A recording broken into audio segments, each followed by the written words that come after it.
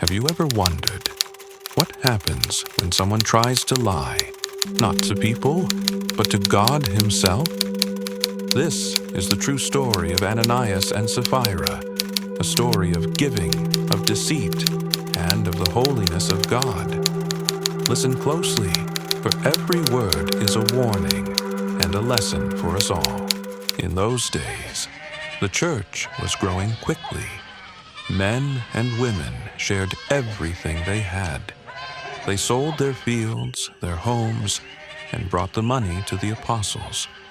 No one was in need. Every gift was given with joy, and the Spirit of God filled them all. Day by day, more believers came forward. They gave generously, not for praise, not for glory, but from thankful hearts. The apostles received these gifts and cared for the poor among them. The church was a family, bound together in love. But one couple, Ananias and his wife Sapphira, had a plan. They sold a piece of land, just like the others. But instead of bringing all the money, they secretly kept part of it for themselves. Still, they pretended as if they had given everything. Their hearts were divided. Their gift was not honest. Ananias came before the apostles. He held out the money, smiling as though he was faithful. But Peter, filled with the Spirit, saw the truth. "Ananias," he said, "why has Satan filled your heart? You have lied, not to us, but to God." The room grew silent, every eye fixed on Ananias. At that moment, Ananias' smile faded. His strength left him. The money slipped from his hand, and he fell to the ground. He was gone, and great fear seized all who heard what had happened. Young men quickly came forward. They wrapped Ananias in cloth, carried him outside, and laid him in the ground. The people watched in silence, their hearts trembling with holy fear. 3 hours later, Sapphira entered the hall. She did not know what had happened to her husband. Peter asked her gently, "Tell me, is this the full price you received for the land?" "Yes," she answered, certain of her words. But the lie remained upon her lips. Then Peter spoke, his voice steady, his eyes filled with sorrow. "How could you agree together to test the Spirit of the Lord?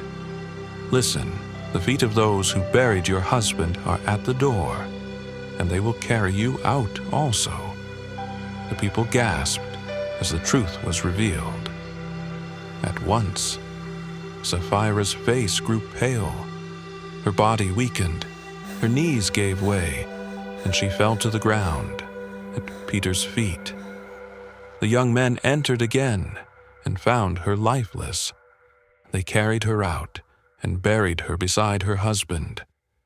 A holy silence filled the hall, and great fear seized the whole church and all who heard about these events. The people trembled, but they also grew strong. The power of God was among them, and none could deny the Spirit of the Lord was holy. Afterward, the believers walked in reverence and awe. They loved one another, they prayed together, and the Lord added to their number daily. The church grew in strength, not by deceit, but by truth. What was false had been removed, and what remained was holy. Ananias and Sapphira remind us, God is not mocked. He desires truth, not half-truths. He seeks hearts that are pure, not appearances that deceive. The church is precious to Him, and His Spirit is holy.